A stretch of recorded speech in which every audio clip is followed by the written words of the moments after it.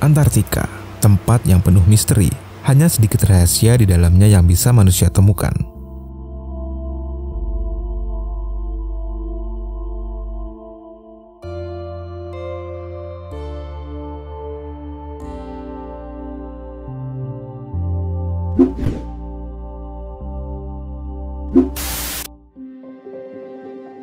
Pada Agustus 1946, perwira Angkatan Laut Amerika, Richard Byrd, ditugaskan untuk mengorganisir operasi High Jump, ekspedisi terbesar yang pernah dimobilisasi ke Antartika. Penyeberangan dilakukan tepat setelah Perang Dunia Kedua dan seharusnya berlangsung dari Desember hingga Maret. Namun pada pertengahan Februari, sesuatu hal tiba-tiba mengubah arah eksplorasi.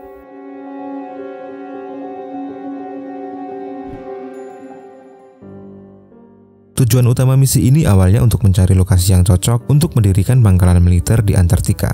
Selama penjelajahan ada sesuatu yang luar biasa yang berhasil ditemukan, kata Richard dalam jurnal pribadinya.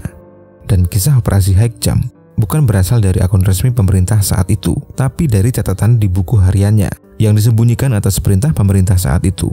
Namun putranya menemukan buku harian Richard setelah kematiannya.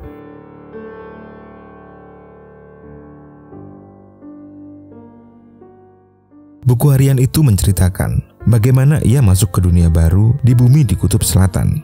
Mengikuti petunjuk ini, dia memimpin armada pesawat dan terbang di atas tempat itu. Ia menemukan sesuatu yang tentu saja seharusnya tidak pernah mereka temukan.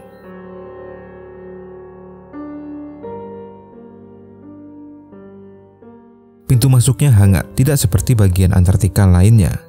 Melalui pintu itu mereka diarahkan ke wilayah yang penuh dengan tumbuhan dan kehidupan, seolah-olah itu adalah dunia yang berbeda. Namun dia mengatakan bahwa hal yang paling mengejutkan adalah setelahnya. Ketika di Cakrawala, sesuatu mulai bersinar seolah-olah itu adalah matahari. Ini adalah kota yang sepenuhnya terbuat dari kaca, dengan kendaraan terbang berbentuk cakram terbang di atasnya. Kendaraan terbang itu lalu mengawalnya, mengarahkan mereka ke semacam gua, di mana dia bertemu dengan entitas yang dia sebut Master di dalam buku hariannya. Sang Master memberitahunya betapa kecewanya mereka pada manusia atas penciptaan senjata nuklir, dan mereka sangat khawatir tentang konsekuensi yang dapat ditimbulkan untuk bumi ini.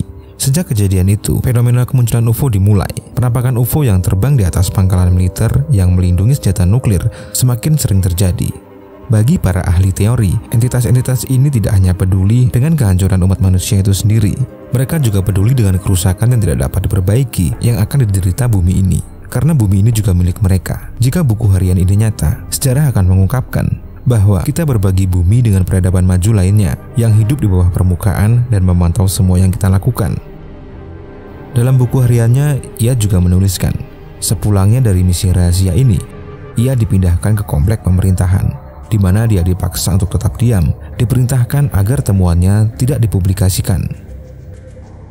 Mungkin mereka akan muncul di hadapan kita ketika bencana skala besar sudah dekat, karena sepertinya umat manusia bertekad untuk menghancurkan dirinya sendiri dengan mengambil segala sesuatu dari bumi ini.